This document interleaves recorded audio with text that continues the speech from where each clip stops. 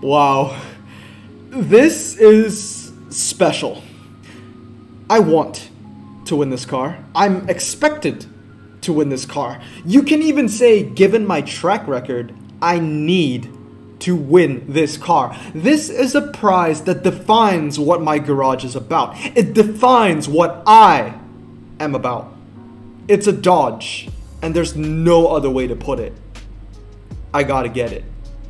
Introducing the next Tri-Series prize car. In my opinion, the Dodge Viper ACRX was the most exciting thing to come out of the brand until the release of the Hellcat 5 years later. As with all Vipers of its time, the X is powered by an 8.4 liter V10 that provides 640 horsepower. That's 40 more than the already radical ACR of its time. This masculine Mopar monstrosity is also able of providing 1,100 pounds of downforce at 150 miles per hour. Combined with a 0 to 60 time of 3.2 seconds, this is a car that provides results 1 minute 31 seconds on Laguna Seca, 7 minutes and 3 seconds around the Nürburgring. And that was in 2012. When it comes to top drives, the ACRX is proud to hold accurate numbers, 0 to 60 in 3.2 seconds, and a top speed of 185 miles per hour. That figure, by the way, is limited in real life. It also has 95 handling stock, making it the joint second highest handling American car in the game. The car is also the best of what American Frontier has to offer. You can call it the king of the cowboys. Ultimately, although it's nothing like the Volkswagen IDR that came before, let's be honest guys, the Viper is the one I'd sell an arm and a leg for. And I cannot wait to compete for this bad boy. Yo guys, what is going on? Blossom is back and welcome back to another episode of Silent Drives. Boom! Viper SRT10 ACRX is the next Tri-Series prize car. It's been a while, hasn't it, that I made a Tri-Series video. I mean, the last one I did was the McLaren P1 GTR. I didn't do anything on the Volkswagen IDR because I wasn't really interested in that, and also because I wanted to save my money because I knew that this prize car was coming next.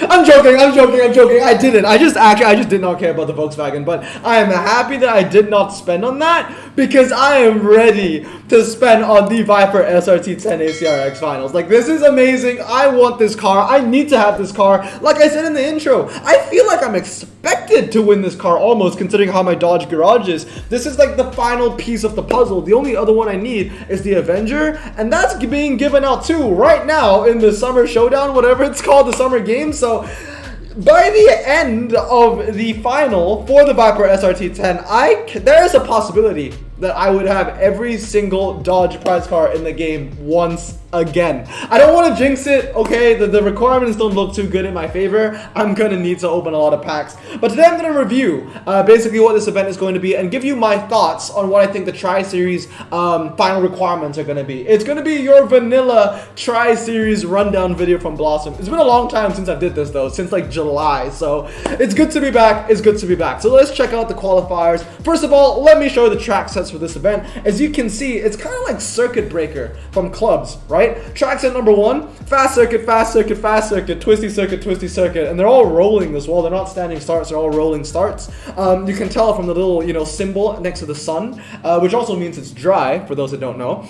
Second track set, slalom test, fast circuit, twisty circuit, fast circuit, twisty circuit. You see what I mean? Literally Circuit Breaker from clubs. Third one has a North Loop, so that's a pretty good MRA-based track.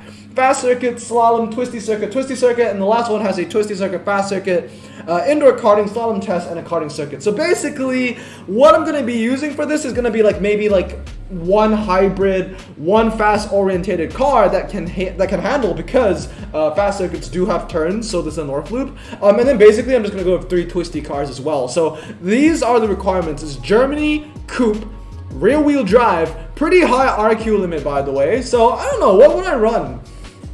I guess I would go like the Moby, the Gumpert, maybe the Porsche, just because I'm a huge fan. The M3 is going to be great because everything here is dry, right? So you're going to want to use like dry cars, like slick tire cars. That's going to work real fine for you. And then that leaves me off at 55. A part of me actually wants to replace this, to be honest. I love the GT2, don't get me wrong, but I feel like I might be in a better position to use the RSR that gives me more RQ to work with. Well, 66 isn't much, is it? I don't think I really have anything for 66. I got one for 69, very nice, but I think that this is going to be my loss condition over here. I want to put the TCR, but looks like the TCR isn't in contention, so I might just put in some throwaway like the 968. I can't even...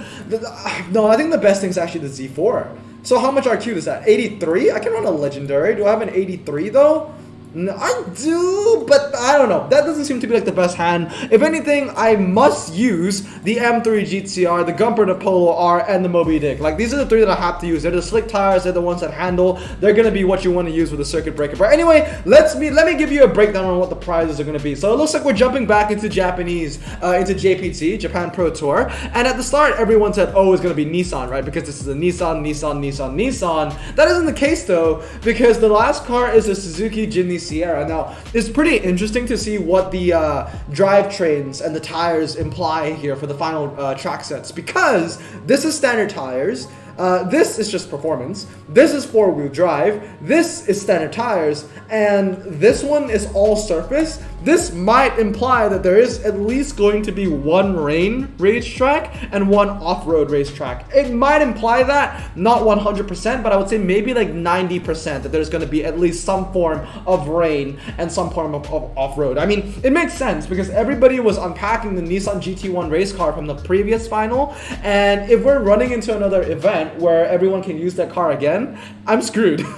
So for my sake, I hope that it's like all wet and you're not allowed to use the GT1 race car. If not, I am absolutely screwed. It also depends on what the final requirements are going to be, because it's not going to be just Nissan, because there's the Suzuki Jimny Sierra in here as well. So if it is going to be some random form of, maybe, let's say, what I think is going to be is JPT 4-seaters plus, and then you can't use the Nissan anyway, which is a good news for me. But anyway, the next thing I'm going to show you are the prelim prizes. The prelim prizes are already out, so I'm going to show it to you right here. Obviously, these are subject to change because the prelim itself isn't out. But as you can see, once again, the top prize is a standard tire RQ63 Infiniti Q70. In second, we have the Subaru Legacy B4 Blitzen. I'm a pretty big fan of that car for this update. I mean, I'm not like a big fan like as I am with like a Dodge Charger, but like, you know, I came to know this car from JPT, and I think it's pretty cool.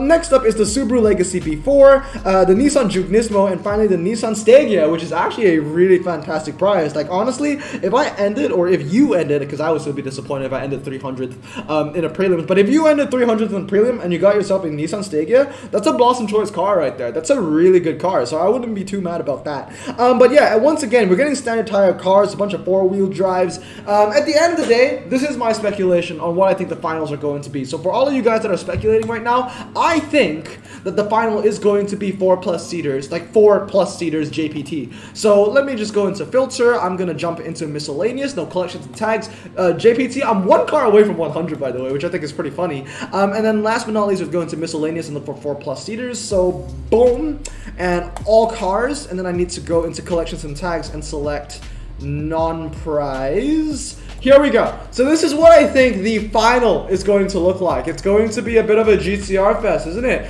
Nissan GTR Track Edition, GTR R35s, the Egoist, the Nismo. Those are going to be the king of the crop. If there's going to be any medium ground clearance, then I guess any of these Subus will do you pretty well, because all of these cars are low, obviously. So the best one would be the one that I pulled for chicken like last week, which I think is pretty cool. As you can see, I got nothing. I got nothing right now. If there's going to be any rain, I feel like the Infiniti M56 might. You know what? I don't think it'll make any impact. I think the Subarus are gonna be better. The Impreza Cosworth, this thing's gonna be huge. I think that's going to be much better than anything that the standard tire cars are gonna offer. I do have this, but I don't think I'm gonna be using it. I'm gonna need to use the high-end cars to win me this bad boy. And I don't think that there are any four-wheel drive standards. I do have this maxed. So if there is one off-road track, that is a huge win condition for me. Unless they slap us with a motocross, then I can't even use this, which is really sad. So I don't know. I might have a huge win condition here already for the final if there is one off-road track with no motocross. If not, then I'm screwed. I'm gonna need to build up like 5 cars. Hopefully get some legendaries. We'll see how it goes. But yeah, really, man. Like the next prize car is probably something that this is the most.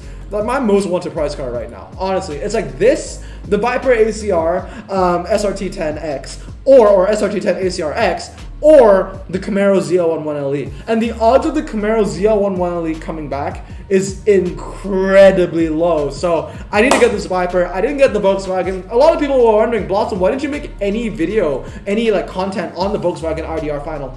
Well, I had a lot of pack opening videos to post, and you guys definitely enjoyed that. And also, I wasn't a fan. You know me. I absolutely hate Volkswagen, so I didn't get it.